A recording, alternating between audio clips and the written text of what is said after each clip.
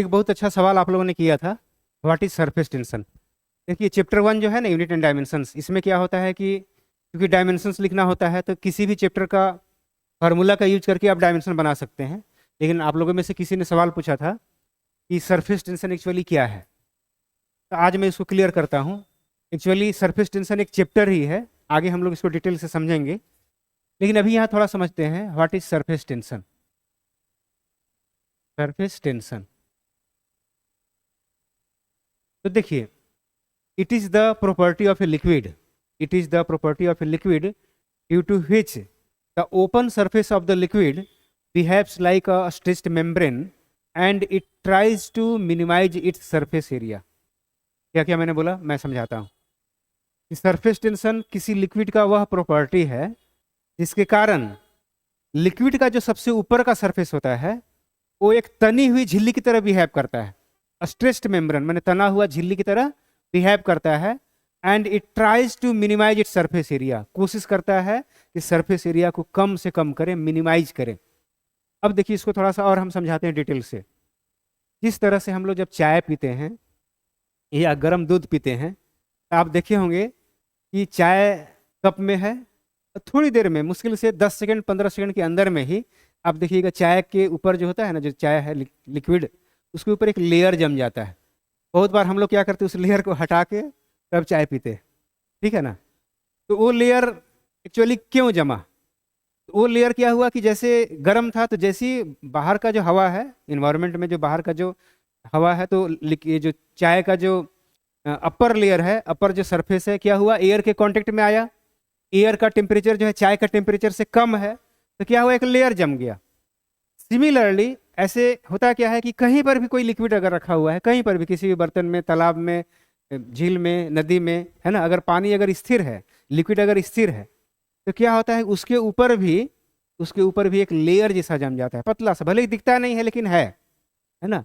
उस लेयर के कारण ही देखिए क्या होता है कि जब हम लोग कपड़ा धोते हैं ना, कपड़ा धोते हैं साबुन से या डिटर्जेंट पाउडर से, जब हम लोग कपड़ा धोते हैं तो क्या होता है, कपड़ा जब धोते हैं तो देखिएगा बुलबुला निकलता है ना, उसको बोलते हैं सोप बबल्स निकलता है, या नहाते समय भी सोप बबल्स निकलता है।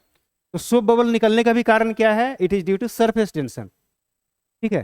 दूसरी चीज और भी है, वर्षा की बूंदें गोल गोल होती हैं, सरफेस टेंशन के कारण होती है ना। शीत देखिएगा रात को जब पड़ता है, कभी घास वगैरह पे शीत पड़ता है ना, तो आप देखेंगे ओस का जो बूंद होता है वो गोल गोल होता है, स्फेरिकल होता है ना। तो ये भी पूछा जाता है सवाल कि why rain drops are spherical, why liquid drops are spherical, why soap bubbles are spherical. तो they all are spherical due to force of surface tension. इस सरफेस टेंशन का प्रॉपर्टी के कारण होता है, सरफेस टेंशन के फोर्स के कारण होता है। तो यहाँ समझना क्या है, देखिए ध्यान दीजिएगा, ये बहुत इंपॉर्टेंट टॉपिक है। मैंने अभी क्या बोला कि सरफेस टेंशन किसी लिक्विड का वह गुण है जिसके कारण लिक्विड का जो अपर लेयर होता है, ऊपर का जो सरफेस होता है, तनी हुई झिल्ली की तरह बिहेव करता है और कोशिश करता है कि उसका सरफेस एरिया को कम से कम करें, ठीक है। यहाँ आपको समझाते हैं इस तरह से, ध्यान दीजिएगा। सरफेस टेंशन कारण ही एक बात और होती है कि गरम गरम गुलाब जामुन खाते हैं ना, बड़ा टेस्टी लगता है, या जो भी आपको पसंद है गरम गरम, जैसे गरम गरम सब्जी है, जो भी पसंद है, तो वो क्या होता है कि टेस्टी लगता है। ठंडा हो जाने पर उतना टेस्टी नहीं लगता है, ठीक है। तो उसका कारण क्या है, तो वो उसका भी कारण सरफेस टेंशन है। कैसे, तो मैं आपको बताता हूँ, देखिए ध्यान दीजिएगा।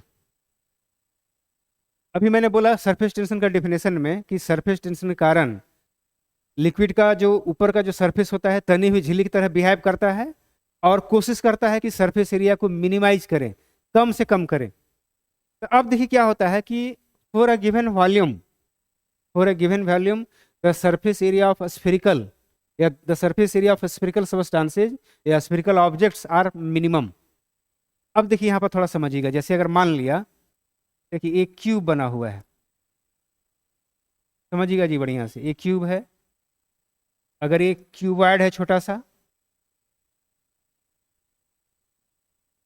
ये अगर मान लिया स्फेयर है, और ये अगर मान लिया सॉलिड कौन है ना, सॉलिड कौन, ठीक है। तो अगर बोला गया फॉर ए गिवन वॉल्यूम, ठीक है, जो सरफेस एरिया होता है स्फेयर का सबसे कम होता है। अच्छा, सबसे कम सरफेस एरिया होने में क्या होता है कि सबसे कम सरफेस एरिया रहेगा तो सबसे कम पोटेंशियल एनर्जी होगा, और कम पोटेंशियल एनर्जी में क्या होता है, कोई भी चीज़ स्टेबल होता है, स्थिर रहता है ना। तो इसीलिए वर्षा की बूंदें जो होती है ना गोलाकार होती है। और दूसरा चीज मैंने क्या बोला, सरफेस टेंशन के कारण ये कोशिश करता है कि सरफेस एरिया को मिनिमाइज करे, है ना, सरफेस एरिया को कम से कम करे। तो सबसे कम सरफेस एरिया इसका होता है, स्फीयर का। और दूसरी चीज है कि सरफेस टेंशन के कारण लिक्विड का जो अपर लेयर होता है तनी हुई झिल्ली की तरह बिहेव करता है या स्ट्रेस्ड मेम्ब्रेन की तरह बिहेव करता है। तो खींचने के कारण और कम सरफेस एरिया होने के कारण वर्षा की बूंदें गोलाकार हो जाती हैं, सो बबल स्फेरिकल हो जाती हैं, रेन ड्रॉप्स स्फेरिकल होती हैं, या वाटर ड्रॉप्स या वाटर ड्रॉपलेट्स भी स्फेरिकल हो जाती हैं। ठीक है, ये हो गया प्रैक्टिकल जो हम लोग देखते हैं। अब इसको थोड़ा सा फार्मूला के रूप में ले जाते हैं। तो देखिए यहाँ ऐसे समझिएगा, जैसे मान लिया एक कंटेनर है, एक कंटेनर में लिक्विड रखा हुआ है। इस कंटेनर में लिक्विड रखा हुआ है। तो यहाँ एक बात प्रैक्टिकली वेरीफाइड किया गया। क्या मैंने बोला, प्रैक्टिकली वेरीफाइड ये किया गया। जैसे मैंने अभी बोला कि लिक्विड का जो ऊपर का जो सरफेस होता है वो तनी हुई झिल्ली की तरह बिहेव करता है ना। तो प्रैक्टिकली क्या वेरीफाई किया गया कि अगर हम इसके सरफेस पे, ध्यान दीजिएगा, अगर हम इसके सरफेस पे एक स्ट्रेट लाइन खींचते हैं और अगर इस स्ट्रेट लाइन का लेंथ अगर मान लीजिए एल है ना, तो क्या होता है, ध्यान दीजिएगा कि ये जो सरफेस पे जो हमने लाइन खींचा, स्ट्रेट लाइन खींचा है, उस स्ट्रेट लाइन के दोनों तरफ एक फोर्स लगता है। इस फोर्स को हम एफ बोल रहे हैं, इस फोर्स को एफ बोल रहे हैं। मतलब ये जो फोर्स जो है ना, दोनों तरफ फोर्स लग रहा है, मतलब ये कोशिश करता है कि उसको फाड़ दे, है ना, उसको ज्यादा मैंने खींच के रखता है ना। तो ऐसा प्रैक्टिकली वेरीफाइड है, ऐसा बोलते हैं कि F is directly proportional to L. ये जो स्ट्रेट लाइन जो हमने खींचा है, इमेजिनरी स्ट्रेट लाइन लिक्विड के सरफेस पे, ये जितना ज़्यादा लंबा होगा फोर्स उतना ही ज़्यादा लगेगा, ये जितना कम लंबा होगा फोर्स उतना ही कम लगेगा। तो यहाँ पे क्या होता है, अगर हम इसको इक्वल का साइन अगर देते हैं तो यहाँ एक कांस्टेंट देते हैं किसी गिवन लिक्विड के लिए, ये वैल्यू फिक्स होता है। ये हो गया कांस्टेंट एस, यहाँ एल, ये जो एस हो गया दिस इज कॉल्ड, ये कांस्टेंट हो गया इस लिक्विड के लिए, इसको कहेंगे फोर्स ऑफ सरफेस टेंशन।